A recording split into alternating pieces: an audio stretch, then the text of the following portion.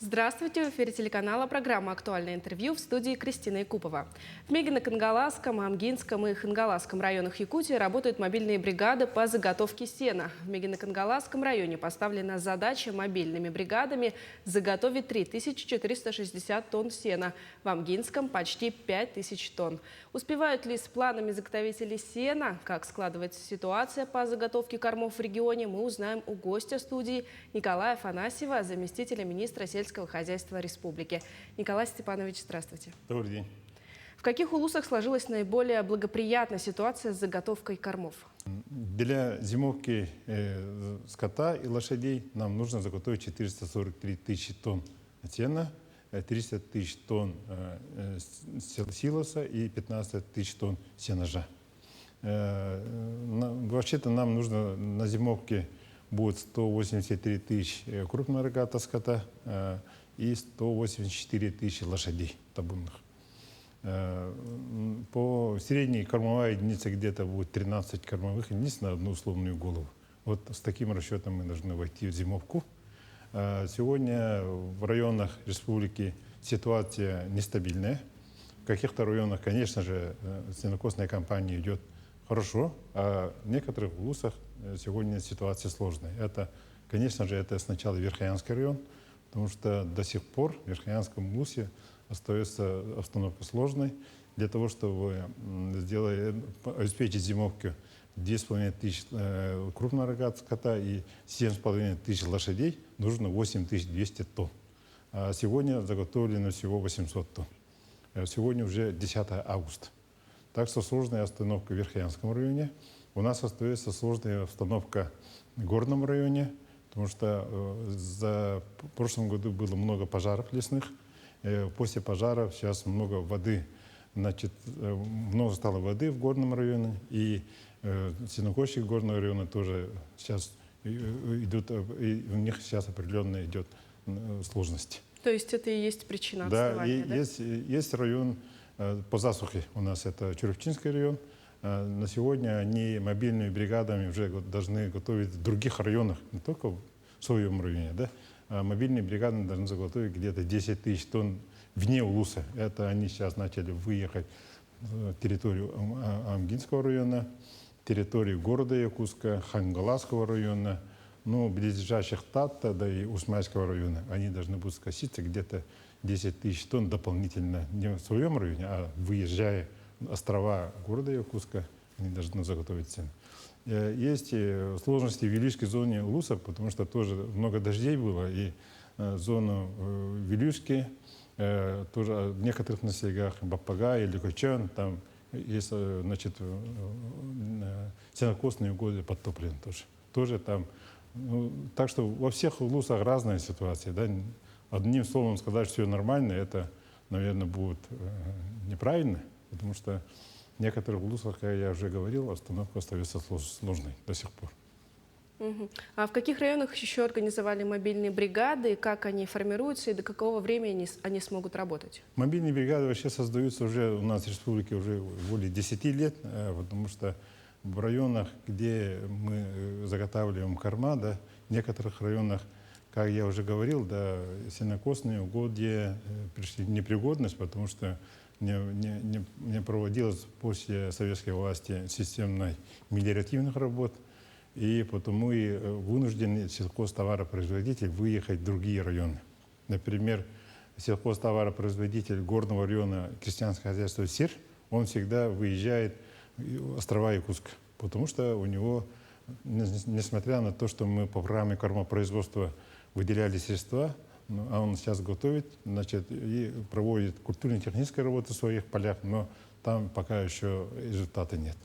Вот такие системно, вот такие хозяйства выезжают. Товаропроизводители Чурупчинского района тоже уже несколько лет выезжают в острова города Якутска, потому что у них там сенокосных угодий не хватает из-за этого. А сколько сена накосили мобильные бригады на сегодняшний день? На сегодня где-то 2000 тонн, план 43 тысячи тонн. Сначала мобильные бригады заготавливают сено в своих территориях, в своих угодьях, потому что они по нашим требованиям сначала должны скоситься у себя. А потом, если не хватает, они должны выехать в другие районы. Так, по финансированию вообще хотел бы немножко остановиться, да, потому что в начале года, по первому полугодии, из 12 миллиардов, предусмотренных в бюджете значит, Минсельхоза, скажем, да, направлено товаропроизводителям 8 миллиардов рублей.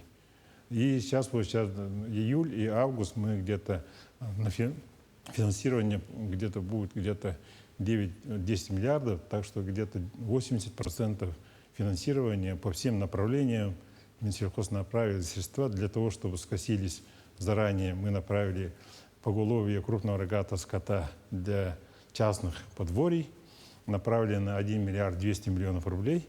Это заранее мы направили где-то уже апрель. И люди получили эти средства, чтобы заготовить сено, например. Да?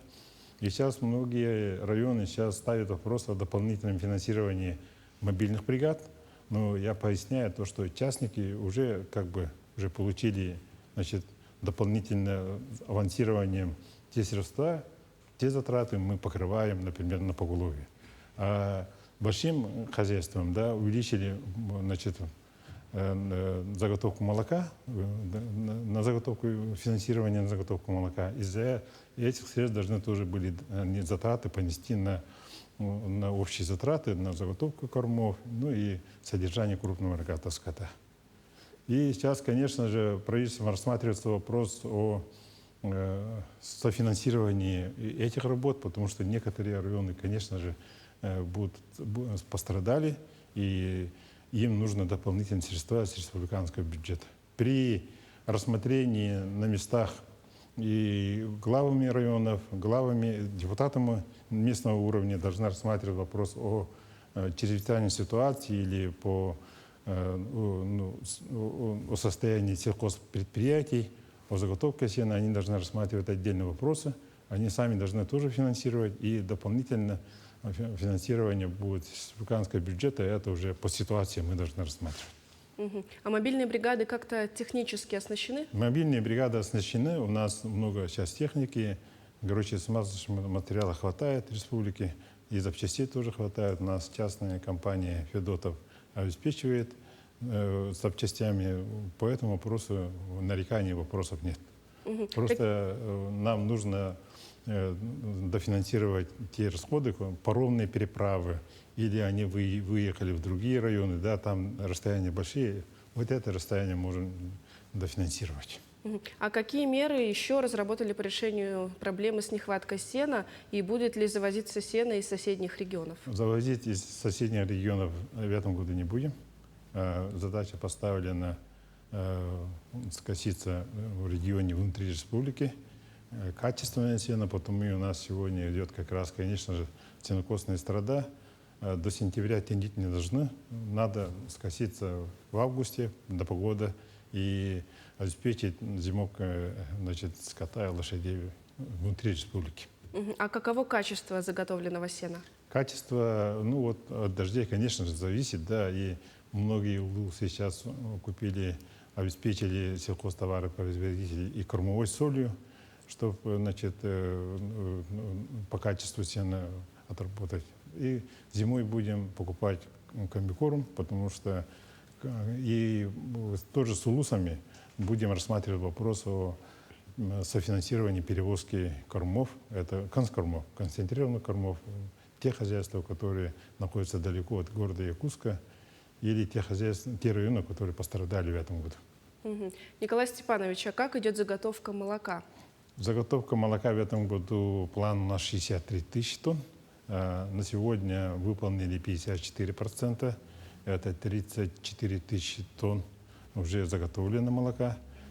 Август месяц и сентябрь у нас будут по заготовке молока, значит, ударные, потому что наши районы, практически большие районы, выполняют свои планы и даже перевыполнят этот объем, который поставлен правительством республики. А какие-то есть проблемы по переработке молока? По переработке молока проблемы, конечно же, есть, но те заготовители, которые сегодня определены, выходят сами из ситуации. мы поддерживаем и кооперативы, которые занимаются заготовкой молока. Но в связи с последними событиями, того, что мы последние 2 года уже финансируем заготовку на ЛПХ 35 тысяч даем, из-за этого многие не стали сдавать молоко. И нам нужно провести инвентаризацию по всем заготовительным предприятиям и заново подготовить новые постановления правительства, чтобы пересмотреть в целом заготовку молока и качественного молока и выхода продукции сельского хозяйства. Николай Степанович, а как идет сбор урожая? И все-таки лето выдалось неплохое, меньше пожаров у нас в этом году. Ну, по посеву зерновых, кормовых в этом году мы и по картофелю, и по овощам открытого грунта, по гектарам мы план свой выполнили практически. Но пока мы еще осенью соберем урожай, в этом году дополнительно было предусмотрено на приобретение, субсидия на приобретение минеральных удобрений для наших картофелеводов и для овощеводов, ну и по зерновым хозяйствам. Так? И в этом году даже предусмотрены средства для обеспечения поставки яиц нашим птицефабрикам. Дополнительно было финансирование на корма, дополнительное финансирование. Цена на основные потребительские товары, на хлеб, на молоко, на яйцо сильно не поднялось.